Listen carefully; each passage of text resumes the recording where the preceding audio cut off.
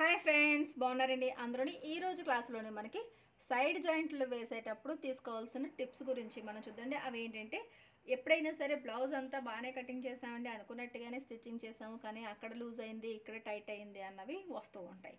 ఒకటండి, టైటు లూజ్కి మనం కొలతలు తీసుకునేటప్పుడు బ్లౌజు సైజులు తీసుకున్నప్పుడు కొద్దిగా ఆ మాత్రం ఏమాత్రం టైట్ తీసుకున్నా లూజ్ తీసుకున్నా టైటు లూజ్ అయ్యేది ఉంది. ఎప్పుడు బ్లౌజు స్టిచ్చింగ్ చేసిన తర్వాత భుజాలు జారడాలు, మెడ సరిపోకపోవడాలు, పొడవు తగ్గిపోవడాలు ఇలాంటివి ఉండకూడదు. అప్పుడు కటింగ్ సరిగా రాలేదు అని అర్థం. ఇంకా లూజు టైట్ విషయానికి వస్తే సైడ్ జాయింట్ల దగ్గర మనకు నచ్చినట్టుగా మనం ఫిట్టింగ్ అనేది చేసుకోవచ్చు. అది ఎప్పుడు చేస్తాం? క్లాత్ అంటూ ఉంటేనే. ఎప్పుడు బ్లౌజ్ కటింగ్ చేసినా సరే 2 ఇంచీలు ఖర్చులు అన్నవి ఉంచుకోవాలి. సరేనండి. ఇప్పుడు ఈ బ్లౌజ్కి 2 ఇంచీలు ఖర్చులు అన్నవి నేను పెట్టాను. ఇప్పుడు 2 ఇంచీలు ఖర్చులు పెట్టాం కదా అని చెప్పేసి హ్యాండ్ దగ్గర నుంచి ఇలాగా ఫోల్డ్ చేసుకుని ఇక్కడి నుంచి 2 ఇంచీలు ఖర్చులు తీసుకుని చంక దగ్గర 2 ఇంచీలు తీసుకుని తిన్నగా ఈ లైన్ ఉంది కదా అని ఇలా కనుక స్టిచ్చింగ్ చేస్తే అప్పుడు మళ్ళీ మనం అనుకున్నట్టుగా మనం మార్కింగ్ చేసినప్పటికీ కూడా మళ్ళీ ఫిట్టింగ్లోని పొరపాట్లు అనేవి జరుగుతాయి. ఎందుకు జరుగుతాయండి అంటే కనుక, ఫ్రంట్ పార్ట్లోని డాట్స్ వేస్తాము, షేప్ బెల్ట్ స్టిచ్ చేస్తాము, అలాగే ఫ్రంట్ పార్ట్ డాట్ వేస్తాము, చాలా కుట్లు అనేవి వస్తాయి. కాబట్టి ఈ ఫ్రంట్ పార్ట్ డాట్ మనకి ఎంత వెళ్ళింది, ఎంత మిగిలింది, ఇక్కడ కరెక్ట్గా 2 ఇంచీలు ఉందా లేదా అన్నది ఒకసారి చెక్ చేసుకోవాలి. 2 ఇంచీలు లేకపోతే ఎంత ఉంటే అంతే మనం కుట్టుకోవాలి. కానీ మనం మిగతాది మనకి ఎంత అయితే కావాలో అంత లూజ్లో కంపల్సరిగా బ్లౌజ్ సైజులో ఉండాల్సిందే. సరేనండి. ఖర్చుల్లో ఎంత ఉన్నది అన్నది మనకి ఇంపార్టెంట్ కాదు. అలాగే నడుం దగ్గరికి వచ్చేటప్పటికి, బ్యాక్ పార్ట్ నడుం దగ్గరికి వచ్చేటప్పటికి డాట్స్ వేస్తాం. ఇక్కడ 1 ఇంచ్ అన్నది మనం ఖర్చులు తీసుకుంటాం. అయినప్పటికీ కూడా ఆరెంజ్ ఇలా ఫోల్డ్ చేసి స్టిచ్ చేస్తాం. కరెక్ట్గా ఆరెంజ్కే స్టిచ్ పడిందని ఏముంది, ఒక రవ్వించ్ అంటే రవ్వంత లూజ్ అవ్వచ్చు, టైట్ అవ్వచ్చు. ఇది కలిపి ఒక ఆరెంజ్ టైట్ అవ్వచ్చు, ఆరెంజ్ లూజు అవ్వచ్చు. కాబట్టి మళ్ళీ ఒక్కసారి కొలతలు తీసుకుని మనం ఈ ఫిట్టింగ్కి మార్కింగ్లు అన్నవి చేసుకోవాలి. 2 ఇంచులు ఖర్చులు కదా అని స్ట్రైట్గానే ఈ 2 అంచులు కలిపి ఇలా పట్టుకుని, అటువైపుది ఇటువైపుది 2 అంచులు కలిపి ఇలా పట్టుకుని, ఇలా అంచులు 2 పట్టుకుని స్ట్రైట్గా ఉన్నాయో లేవో చూసుకుంటే, ఇలా చూస్తారు కదా, ఇలా చూస్తే చాలా నీట్గా ఉన్నట్టుగా కనిపిస్తుంది. మీకు చూపించడం కోసం నేను ఇలా 2 ఇంచులు ఇలా ఖర్చులు పెట్టి ఇలా స్ట్రైట్గా కుట్లు అనేవి వేసుకోవచ్చు. అలా వేసినా సరే మీకు బ్లౌజ్ ఫిట్టింగ్ కుదరదు. ఇప్పుడు ఏం చేయాలంటే, బ్లౌజ్ కటింగ్ చేసేటప్పుడు మనం కొలతలు తీసుకున్నాం కదా, నేను ఈ బ్లౌజ్ కొలతలు తీసుకునేటప్పుడు నడుము అన్నది 34 ఇంచీలు. సరేనండి. ఇప్పుడు నడుం కొలత 34 ఉందో లేదో చెక్ చేసుకోవాలి. 34లోని సగం 17 ఇంచీలు. ఈ 17 ఇంచీలు బ్యాక్ సైడ్లోనే ఉన్నాయా లేదా అన్నది చూసుకోవాలి. ఇలా చూసుకోవాలి అంటే కనుక ఏదో ఒక అంచు బ్యాక్ పార్ట్లోని ఇటువైపు నుంచి కానీ అటువైపు నుంచి కానీ కరెక్ట్గా ఇలా ఇంచి టేప్ ఇలా ఈ చివర పట్టుకుని ముందు ఈ బ్యాక్ సైడ్ నడుము అన్నది ఇలా చూసుకుని 17 ఇంచీలు ఎక్కడికి వచ్చింది అన్నది ఇలా చూసుకోండి. చూసుకుంటే నాకు 17 ఇంచీలు అన్నది ఇక్కడికి వచ్చింది. ఇక్కడ లైట్గా చిన్న మార్కింగ్ అన్నది పెట్టుకోండి. ఈ మార్కింగ్ దగ్గర నుంచి ఇలాగా ఎంత ఉందన్నది చూసుకోండి. చూసారు కదా, ఇక్కడ నుంచి నాకు పావు తక్కువ 4 ఇంచీలు ఉంది. అంటే నాకు ఉండాల్సింది ఇక్కడ 4 ఇంచీలు ఉండాలి. ఎందుకంటే ఇటు 2 అటు 2, కానీ పావు ఇంచ్ అన్నది నాకు తగ్గింది ఓవరాల్గా. ఇప్పుడు ఈ ఎంతైతే తగ్గిందో, ఎంతైతే వచ్చిందో ఇక్కడ నుంచి మనకు అనుకున్న నడుములో సగ భాగం నుంచి ఇది ఎంతైతే మిగిలిందో దాన్ని సగం చేయండి. సగం చేస్తే 2 ఇంచీలకి ఒక గీత తక్కువ, అంతే. ఇప్పుడు ఇక్కడి నుంచి ఎంతైతే మనకి వచ్చిందో దానికి ఇక్కడ మార్కింగ్ అన్నది ఇలా చేసుకోండి. సరేనా? ఇప్పుడు ఇక్కడ కూడా సేమ్ అదే రకంగా మార్కింగ్ చేసుకోండి. అది 1.5 అయినా అంతే, 2 మిగిలినా, 2.5 మిగిలినా, ఎంత మిగిలినా సరే అంతా మార్కింగ్ అన్నది చేసుకోండి. అటు ఇటు సమానంగా పనిచేసుకోండి. దీనివల్ల ఏంటంటే కరెక్ట్గా ఈ మార్కింగ్కి సెంటర్లోని మనం అనుకున్న ఈ 17 ఇంచీలు అన్నది ఉండిపోద్ది అనమాట. ఇప్పుడు మీకు నడుములో సగభాగం బ్యాక్ సైడ్ పర్ఫెక్ట్గా వచ్చేసింది. ఇప్పుడు ఈ 17లోని సగం 8.5 ఇంచీలు. ఈ 8.5 ఇంచీలు ఫ్రంట్ పార్ట్లోని 2 వైపులా కూడా ఉండాలి. ఈ ఫ్రంట్ పార్ట్లోని ఇది ఐ బెల్ట్. ఐ బెల్ట్ దగ్గర చాలామంది చేసేది ఏంటంటే ఐ బెల్ట్ వేస్ట్ అనుకుని ఈ ఐ బెల్ట్ది వదిలేసి కొలుస్తారు. లేదు, ఈ ఐ బెల్ట్ దగ్గర నుంచే కొలుచుకోవాలి. సరేనండి. ఈ ఐ బెల్ట్ దగ్గర నుంచే మనం అనుకున్న ఈ 8.5 అన్నది వచ్చేటట్టుగా చూసుకోవాలి. మనకి 8.5 కదా, ఇక్కడి నుంచి ఇలా చూసుకుని ఈ 8.5 ఇంచులకి ఇలా ఇక్కడ మార్కింగ్ చేయండి. సరేనా? అలాగే సేమ్ హుక్కుల వైపు అనమాట. హుక్కుల వైపు కూడా సేమ్ మార్కింగ్ అన్నది ఒక్కసారి చిన్నది ఫటాఫట్ ఇది మీకు ఎక్స్ప్లెయిన్ చేయడం వల్ల ఎంత లెందీగా ఉండదు, లేదంటే చక్కగా ఇలా కొలుచుకొని పెట్టేసుకోవడమే. సరేనండి? ఇలా ఇక్కడ హుక్ బెల్ట్ ఉందో చూసారా, ఈ హుక్ బెల్ట్ దగ్గర నుంచి ఇలాగా 8.5 ఎక్కడికి వచ్చిందో ఇలా లైన్గా షేప్ బెల్ట్ దగ్గర చూసుకుని కరెక్ట్గా 8.5 ఇంచుల దగ్గరికి ఒక మార్కింగ్ అన్నది చేసుకోండి. మనం కొలిచి 2 ఇంచులు ఖర్చులు తీసుకున్నప్పటికీ కూడా ఈ డాట్స్ షేప్ బెల్ట్లు అన్నీ స్టిచ్చింగ్ చేసేటప్పటికి ఇక్కడ చూసారు కదా, ఇక్కడ నాకు పావు తక్కువ 2 ఇంచులు మిగిలింది. అంటే పావు ఇంచు అన్నది మనకి ఎంత పెంచినప్పటికీ చిన్నది తగ్గింది. అందుకనే 2 ఇంచులు ఖర్చులు ఉంటే కనుక మనకి ఎంత ఖర్చులు అన్నది చక్కగా మిగులుతుంది అనమాట. క్లాత్ తగ్గిపోయింది అని ఏమీ ఉండదు. ఇప్పుడు హ్యాండ్కి 2 అంచులు కలిపి ఇలా పట్టుకుని ఇప్పుడు హ్యాండ్ లూజ్ అన్నది తీసుకోవాలి. ఇప్పుడు మీరు బ్లౌజ్ కటింగ్ చేసినప్పుడు మీరు హ్యాండ్ లూజు ఎంతకు మార్కింగ్ చేశారు, ఇక్కడ ఇలా ఖర్చుల దగ్గర నుంచి అవసరం లేదు, ఈ ఫోల్డింగ్ దగ్గర నుంచి మనం మార్కింగ్ పెట్టి కదా తర్వాత 2 ఇంచులు ఖర్చులు యాడ్ చేసాము. అలాగే ఇప్పుడు నేను స్టిచ్చింగ్ చేసిన బ్లౌజ్కి ఏంటంటే హ్యాండ్ లూజ్ అన్నది 13 ఇంచులు అనమాట. 13లోని సగం 6.5 ఇంచులు. ఇక్కడ నుంచి ఫోల్డింగ్ దగ్గర నుంచి 6.5 ఇంచులకి ఇలాగా మార్కింగ్ చేసుకోండి. హ్యాండ్ దగ్గర పెద్ద తేడా ఏముండదండి, మీరు ఎంతైతే ఖర్చులు పెట్టారో అంతా ఉంటుంది. ఇది చూస్తారు కదా, ఇక్కడ నుంచి ఇలా 2 ఇంచులు కరెక్ట్గా ఉన్నది. కానీ ఇక్కడ నుంచి లూజ్ మార్కింగ్ పెట్టుకుంటే మనకి కావాల్సింది ఈ లూజు. సరేనా? ఇప్పుడు ఇక్కడ మార్కింగ్ ఇప్పుడు లైన్ అన్నది మనం మార్కింగ్ చేసుకున్న లైనింగ్ పై భాగం వైపు వచ్చేటట్టు మార్కింగ్ చేసుకుంటే మీకు ఆటోమేటిక్గా ఉంటుంది. ఒకవేళ లేనప్పుడు మీరు 2 ఇంచులు ఖర్చులు తీసుకున్నారు కదా, బాడీది హ్యాండ్ కాదు బాడీ అంచు ఉంది చూసారా చంక దగ్గర, అక్కడి నుంచి లోపల వైపుకి కరెక్ట్గా 2 ఇంచుల దగ్గరికి ఒక మార్కింగ్ చేసుకోవాలి. అదే మీరు 1.5 ఖర్చులు తీసుకుంటే ఇక్కడ నుంచి ఇలా 1.5కి మార్కింగ్ ఉంటుంది. అదే 1 ఇంచు ఖర్చులే తీసుకుంటే 1 ఇంచు మార్కింగ్ ఉంటుంది. ఈ మార్కింగ్లో ఎటువంటి తేడా ఉండదన్నమాట. అంటే ఇటువైపు నుంచి, మరి ఇది ఇటువైపు నుంచి ఎందుకు తీసుకుంటాం, ఇలా కొలవచ్చు కదా అంటే ఇటువైపు మెడకట ఉంటుంది. అలాగే ఇక్కడ ఏమి కుట్లకి ఖర్చుల్లో కట్ట ఏమి పోయిందేమి ఉండదు. పై భాగంలోని మీకు చెస్ట్ లూజ్ పర్ఫెక్ట్గా రావాలి అంటే ఖర్చుల దగ్గర నుంచి ఇటువైపు ఎంతైతే ఖర్చులు పెట్టారో అంత మార్కింగ్ చేసుకుంటే మీరు అనుకున్న చెస్ట్ లూజ్ అన్నది పర్ఫెక్ట్గా వస్తుంది. సరేనండి?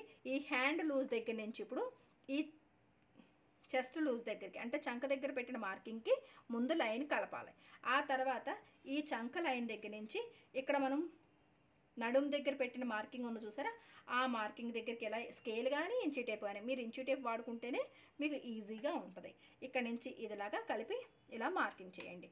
ఇప్పుడు స్టిచ్చింగ్ చేసేటప్పుడు హ్యాండ్ అంచులు 2 కలిపి ఇలా జస్ట్ ఇలా పట్టుకుని నీట్గా ఇక్కడ స్టిచ్చింగ్ని స్టార్ట్ చేసుకుని లాక్ చేసి కొద్దిగా కుట్టిన తర్వాత 2 చంక కుట్లు కూడా ఈ 2 చంక కుట్లు ఒకదాని మీద ఒకటికి వచ్చేటట్టు ఉన్నాయా లేవా చెక్ చేసుకుని ఈ 2 అంచులు సమానంగా వచ్చేటట్టు పట్టుకుని ఇక్కడ నొక్కు పెట్టి కుట్టు కుడితే చెస్ట్ లూజ్ దగ్గర పొరపాట్లు రాకుండా ఉంటాయి. అలాగే హ్యాండ్ కుట్లు 2 ఎదురెదురుగా ఉంటాయి.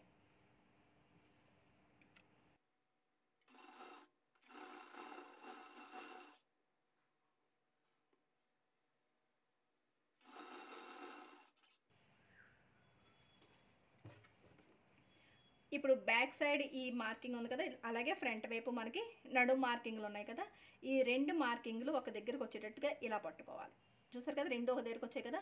ఇప్పుడు ఈ 2 అంచులు కరెక్ట్గా ఉండడం అన్నది మనకి కావాలి. ఈ సైడ్ నున్న అంచులు ఎక్కువ తక్కువలు ఉంటే తర్వాత మనం ట్రిమ్మింగ్ చేసుకోవచ్చు. ఇది ఇటువైపు ఉన్నదంతా మనకి ఎక్స్ట్రాగా ఉన్నది. ఈ కుట్టు అన్నది మనకి ఫిట్టింగ్ లైన్. ఇది ఇక్కడ కింద అంచు మనకి తేడా రాకూడదు, ఎక్కువ తక్కువలు రాకూడదు. ఈ 2 ఇలా గట్టిగా ఇలా నొక్కు పెట్టి పట్టుకుని స్టిచ్ చేసేయండి.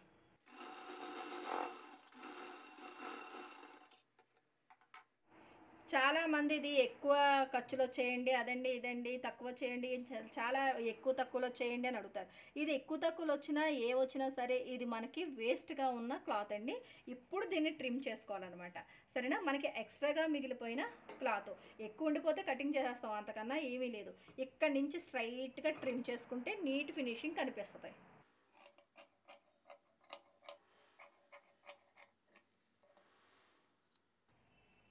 ఇలా ఇప్పుడు దీన్ని మనం ఓవర్లాక్ చేయాలనుకుంటే ఓవర్లాక్ చేసేసుకోవచ్చు, లేదు అనుకుంటే ఈ 2 అంచులు ఇలా కలిపి లోపలికి ఇలా ఫోల్డ్ చేసి స్టిచ్ చేసుకోవచ్చు, లేదా ఇలాగే వదిలేయచ్చు. ఇప్పుడు కుట్ట అన్నది మనం ఇలా ఇక్కడ కుట్టాం కదా, దాని తర్వాత పావించ్ మార్జిన్తో ఇంకొక 2 కుట్లు ఎక్స్ట్రాగా వేసుకుంటే ఎప్పుడైనా బ్లౌజ్ టైట్ అయినప్పుడు విప్పుకోవడానికి ఉంటుంది.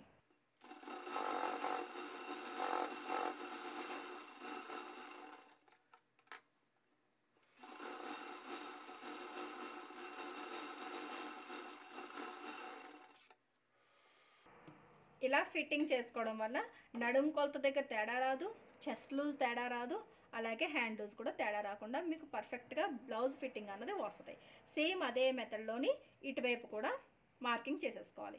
నేను మార్కింగ్ చేస్తూ చూపిస్తాను చూడండి. సేమ్ కాబట్టి ఇలా ఫటాఫట్ మార్కింగ్ చేసేసుకోండి.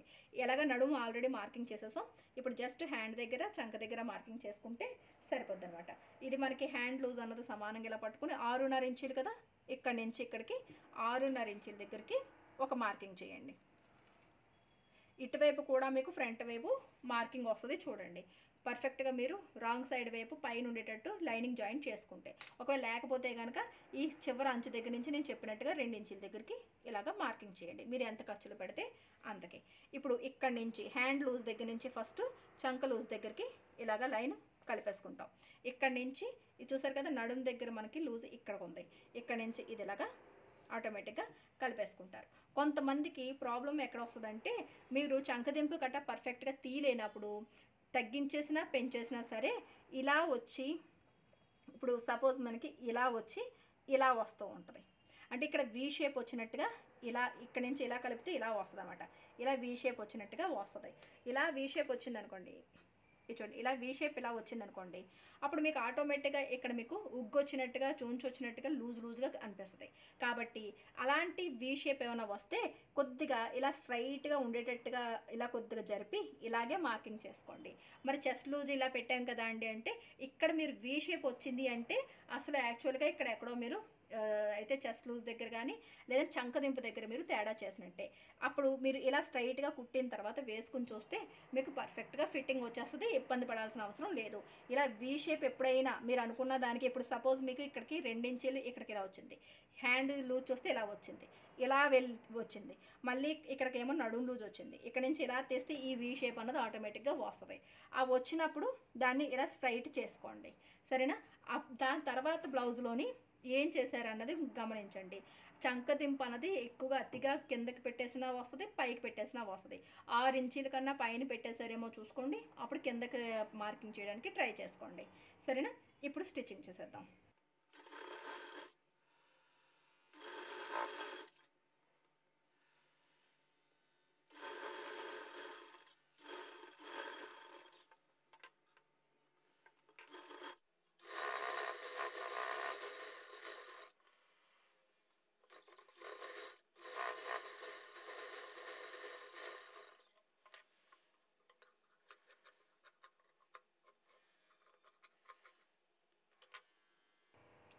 ఇది చూసారు కదా, ఈ రకంగా రెండు వైపులా కూడా మీరు స్టిచ్చింగ్ చేసుకుంటే కనుక మీకు పర్ఫెక్ట్గా చూసారు కదా, ఇలా హ్యాండ్ అంచులు కూడా ఎదురెదురుగా రావాలి. ఈ కుట్లు ఉన్నాయి చూసారు, ఇలా ప్లస్ మార్క్ అన్నది ఇలా రావాలన్నమాట. ఇలా వస్తే అంటే ఒక చిన్నది అప్పుడప్పుడు ఒక రవ్వంతా అటు ఇటు అవుతుంది. ఎందుకంటే ఈ ఖర్చు అన్నది అటు పెట్టినా ఇటువైపు బ్యాక్ సైడు ఈ ఖర్చు అన్నది ఇటువైపు పెట్టి ఇలా కుట్టినా ఇటువైపు ఇలా కుట్టిపెట్టినా ఒక రవ్వంతా డిఫరెంట్ అన్నది వస్తుంది. దానివల్ల మీకు ఫిట్టింగ్లో గట్రా ఎటువంటి తేడా రాదు. స్టిచ్చింగ్ ఫినిషింగ్ రావాలి అంటే ఇలా వస్తే మీకు స్టిచ్చింగ్లో ఫినిషింగ్ ఉందని అర్థం. ట్రై చేయాలి. ఎప్పుడైనా అప్పుడప్పుడు ఒక రవ్వంత అటు ఇటు పైకి కిందకి అయినా సరే ఏం పర్లేదండి. కానీ 1/4 ఇంచులు 6 ఇంచులు తేడా వచ్చాయంటే కటింగ్లోనూ స్టిచ్చింగ్లోనూ ఎక్కడో దగ్గర పొరపాటు జరుగుతుందని మాత్రం గమనించండి, సరేనా? చూసారు కదా, ఈ రకంగా మీరు హ్యాండ్ అంతా ఇలా ఫిట్టింగ్ చేసుకునేటప్పటికి ఈ సైడ్ జాయింట్ల దగ్గరికి వచ్చేటప్పటికి మీకు బ్లౌజ్ అంతా కూడా నీట్గాని మీకు అర్థమైపోద్ది. ఈ లైన్ అన్నది ఇలా లైన్గా వస్తుంది అనమాట. ఎక్కడ ఇలా లూజ్గా వంకరగా టింకర్గా ఇలా ఏమైనా మీకు లైన్ వచ్చినట్టు అనిపించింది అంటే సైడ్ జాయింట్ల దగ్గర మార్కింగ్ చేసినప్పుడు తేడా వచ్చింది అని అర్థం, సరేనండి? ఈ రకంగా సైడ్ జాయింట్లు చేసుకోండి. ఎంత బాగా కటింగ్ చేసినా ఈ స్టిచ్చింగ్ ఫినిషింగ్ చేసుకునేటప్పుడు పొరపాట్లు చేసినా సరే బ్లౌజు సరిగా కుదరదు, సరేనండి? చూసారు కదా, ఈ రకంగా ఫిట్టింగ్ చేయండి. ఈ బ్లౌజు కటింగ్ కూడా ఆల్రెడీ మీకు నేను షేర్ చేస్తున్నాను. ఇది పెద్ద సైజు బ్లౌజ్ అండి, సరేనా? 40 సైజు బ్లౌజ్ ఇది. ఈ రకంగా ఫిట్టింగ్ చేసుకుని ఎలా వచ్చిందన్నది నాకు చెప్పండి. ఇప్పటి వరకు ఫిట్టింగ్ చేసుకున్నా సరే మీకు సైడ్ జాయింట్లు సరిగా కుదరలేదు అని అనుకున్న వాళ్ళు తప్పకుండా ట్రై చేయండి. ఇంత వివరంగా అయితే మీకు ఎవ్వరూ చూపించరు, సరేనండి? వీడియో నచ్చినట్లయితే కనుక ఒక లైక్ ఇవ్వండి. మన లక్ష్మీ ఫ్యాషన్ వాళ్ళ ఛానల్ని సబ్స్క్రైబ్ చేసుకోవడం మర్చిపోకండి. మళ్ళీ నెక్స్ట్ క్లాస్లో కలుద్దాం.